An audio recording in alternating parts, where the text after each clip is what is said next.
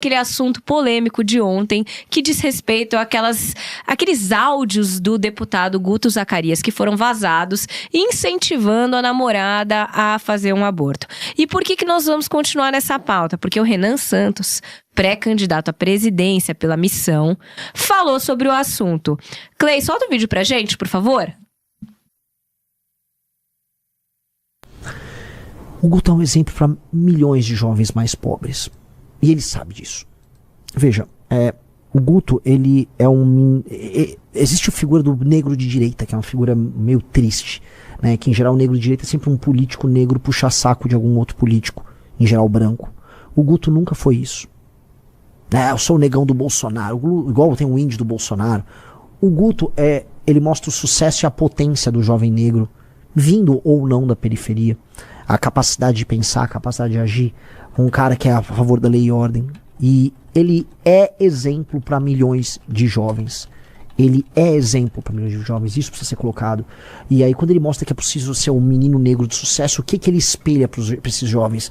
Pô, tá aqui.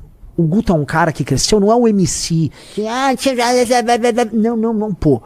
É um cara estudioso, debate com qualquer um. Se posiciona bem sobre qualquer tema. É altamente eficiente naquilo que ele faz. Então o Guto é um espelho. E o espelho não pode ser quebrado. E por que eu falo isso? Porque um dos temas centrais da minha pré-campanha é explicar assim, ó, o abandono parental gera consequências ruins.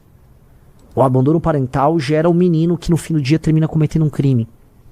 E por mais que assim, teve o negócio do áudio, que eu pessoalmente preferi nem ouvir. Mas sei o contexto, eu li o contexto do áudio. Mas é o contexto do áudio ali, é uma disputa, uma briga ali que foi parar na justiça, que a moça já perdoou, falou que aquilo tá descontextualizado. Independente de qualquer coisa, aquela história tá dentro de um contexto de abandono parental. Porque o aborto não aconteceu, mas ela ficou num contexto de abandono parental, de um cara jovem fugindo de um problema, que pra mim esse é o problema. E isso é ruim porque isso não pode servir de exemplo pra milhões de jovens. Olha, eu tô vendo a nossa audiência falar que o Renan Santos mandou muito bem nesse pronunciamento. Quero ouvir a opinião de mais de vocês pra gente poder comentar. Mas enquanto isso, eu vou para a nobre opinião do Diogo. O que você achou dessa manifestação do Renan Santos a respeito daquele episódio? Peraí, nobre, aqui tem audiência que é pra lá de maravilhosa e você. Eu sou só um palpiteiro que falo que bem entendo e estou muito satisfeito com isso. Muitíssimo boa tarde para vocês, um prazer estar mais uma vez aqui. Agora, eu tinha expectativa de que ele tivesse falado, quando eu li a respeito, ele tivesse falado com mais clareza. A defesa que ele faz do Guto como pessoa, eu entendo perfeitamente. E não posso julgar um ser humano por um ato específico, e sim pelo conjunto das coisas que ele faz. Mas esse ato, essa fala, tem que criticar, porque ela é incoerente. E ela é incoerente no momento que o Guto continua hoje defendendo firmemente que é totalmente contra as formas de aborto. Opinião, cada um tem a sua a respeito. Nós falamos bastante a respeito disso ontem, inclusive. Mas dizer isso para os outros é muito fácil.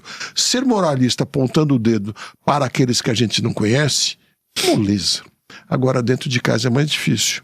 E quando ele pediu desculpas pelo pecado, ele, Guto, ele não lembrou que pecou ou de largar uma família para trás, uma mulher grávida, ou fez um filho em alguém com quem nem casado era. Isso ele não explica.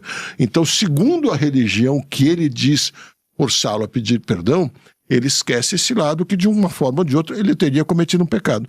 Então, teria sido muito mais lógico que o Renan dissesse: este ato eu reprovo, eu assisti o vídeo e reprovo o ato. Eu entenderia melhor. O Renan não fez isso e, na minha opinião, falhou.